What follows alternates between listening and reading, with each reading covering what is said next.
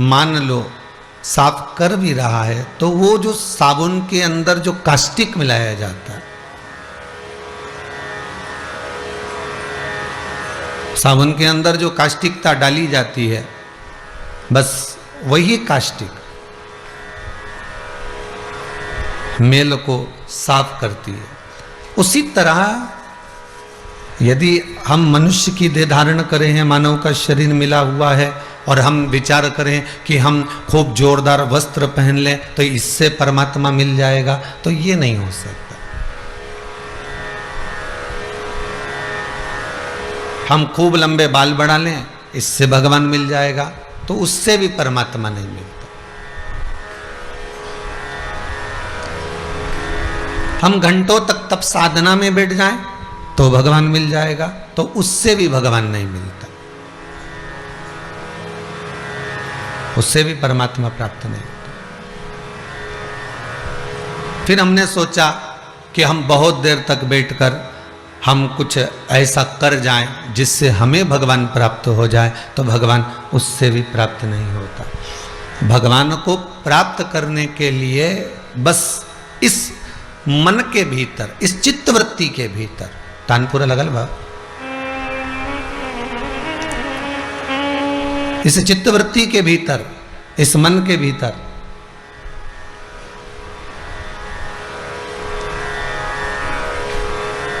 हमें केवल एक निर्मल मन से, निर्मल चित्त से, निर्मल भक्ति से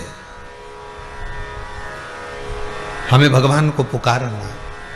और जिस समय हम निर्मल मन से, निर्मल चित्त से, निर्मल भक्ति से उस परमात्मा को पुकारते हैं, हम भगवान को अगर बुलाते हैं, तो परमात्मा हमारे सम्मुख में खड़ा मिलता है।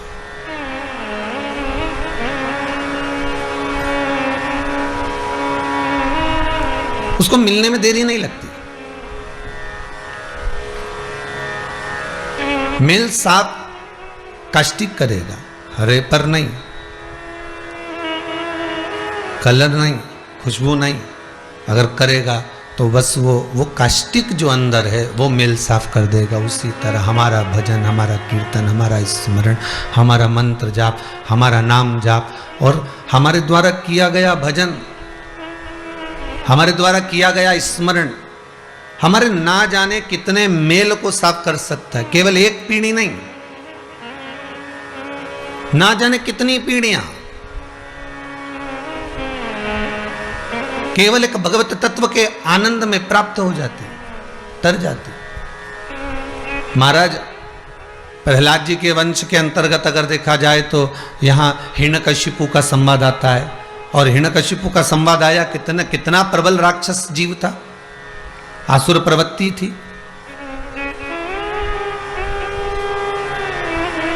कितनी आसुर प्रवृत्ति, और इतनी आसुर प्रवृत्ति के अंतर्गत प्रहलाद का जन्म हो जाना, वो भी देवऋषि नारद के घर में जाकर, जब प्रहलाद की माता जी गर्भस्थ थी और यहाँ माता जब गर्भ से थी और इंद्र ने हरण कर लिया, जब हिरण्यकशिपु तप करने के लिए गए, साधना करने के लिए गए, ब्रह्मदेव से वर प्राप्त करने के लिए गए, और इंद्रदेव लेकर जा रहे थे और देवऋषि नारद ने उनको छुड़ा लिया। देवऋषि नारद ने उनको ले लिया, और लेने के बाद देवऋषि नारद ने कहा तुम इनको लेकर कहाँ जा रहे हो? तो इसके गर्भ में जो बालक है वो इतना प्रबल है कि वो बालक हो सकता है कि हिरण्यकशिपु जैसा ही राक्षस प्रवृत्ति का होगा, और ज्यादा राक्षस प्रवृत्ति का होगा, और ना जाने कितना उपद्रव मचाएगा।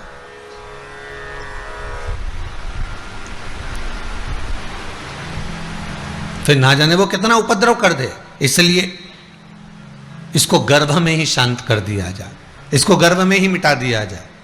अब जरा विचार करिएगा, बहुत ध्यान दीजिए कथा की ओर। शिव महापुराण, आज श्रावण के महीने की शिवरात्रि है, बहुत ध्यान दीजिएगा महाराज। गर्भ में ही उसको मारने का विचार देवऋषि नारद के आ गया कि गर्भ में ही इस बालक को समाप्त कर दिया जाए।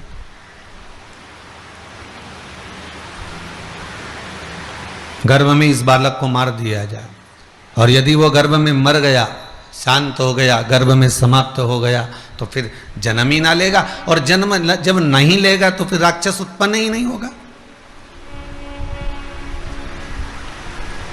फिर राक्षस प्रवृत्ति फिर रही कहां? उसको क्यों ना हम गर्भ में मार दें?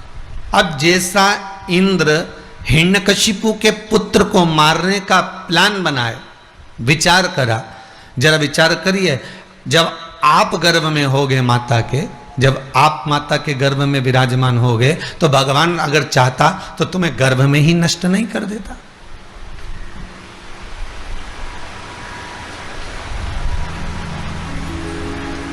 भगवान अगर चाहता तो गर्भ में नष्ट नहीं कर देता। पर उस परमात्मा ने गर्भ में नष्ट इसलिए नहीं करा क्योंकि प्रहलाद को भी इंद्र गर्भ में नष्ट कर रहे थे। प्रहलाद को भी इंद्र गर्भ में नष्ट कर रहे, पर देख लिया देवऋषि नारद ने कि यह बालक कोई साधारण नहीं है, यह बालक जो गर्भ के अंदर विराजमान है यह कोई साधारण नहीं हो सकता। जो गर्भस्थ विराजमान है यह भगवान की भक्ति में डूबने वाला, भगवत का स्मरण करने वाला, भगवत नाम का जाप करने वाला, श्री हरि को प्रसन्न करने वाला है, भगवान की भक्ति में डूबने वाला है, भगवान के स्मरण में डूबने वाला है। ये ज्ञात हो गया देवऋषि नारद को। और कोई सदगुरु होता है, कोई संत, कोई साधु, कोई सन्यासी, कोई ब्राह्मण, कोई साधक ऐसा होगा जो पहचान जाएगा कि ये गर्भ में मारने के लायक नहीं है, इसको मारा ना जाए, इसको जीवित रखा जाए। और जब ये जीवित रहेगा, जब ये जीवित रहेगा और जीवित रहेगा तो फिर ये कहीं ना कहीं हरि भक्ति को धारण करेगा, भगवान के स्मरण को धारण करेगा। और भगवान की भक्ति में जब डूब जाएगा, भगवान के स्मरण में जब डूब जाएगा, भगवान की सहज भक्ति में जब वो पहुंच जाएगा, तो संसार के ना जाने कितने लोगों को भी भगवान की भक्ति में डुबो देगा। मारने को तो भगवान गर्भस्थ मार देता, भगवान दोनों को जीवित रखता है, धर्म करने वाले को भी और पाप करने वाले को भी। अगर भगवान चाहते तो इस रावण को गर्भ में नहीं मार देते। अरे बोलो तो, जितने लोग आस्था चैनल पर कथा सुन रहे हो, जितने फेसबुक यूट्यूब पर कथा सुन रहे हो, अगर भगवान पापी को मारना होता तो जन्म ही क्यों देता?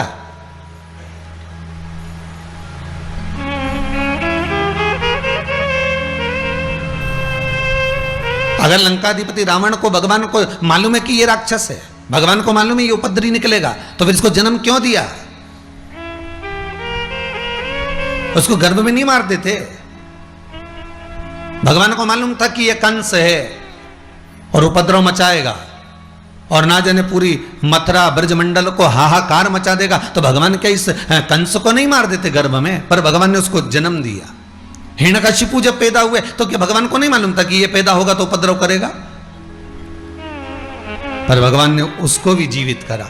हिरण्याक्ष का भी मालूम था। संसार में भगवान अगर देवतुल्यों को, भगवत भजन करने वालों को, स्मरण करने वालों को, पुण्य करने वालों को, धर्मात्माओं को अगर मेरा भगवान जन्म देता है तो उसके साथ में पाप करने वालों को भी भगवान जन्म देता है। कारण क्या होता है कि भगवान ये विचार करता है कि पुण्य वाले के साथ में भजन में अगर लगोगे, परमात्मा की भक्ति को धारण करोगे, तो एक ना एक दिन परमात्मा का मिलन करवा देगा। एक छोटा सा प्रसंग है, ध्यान दीजिएगा। एक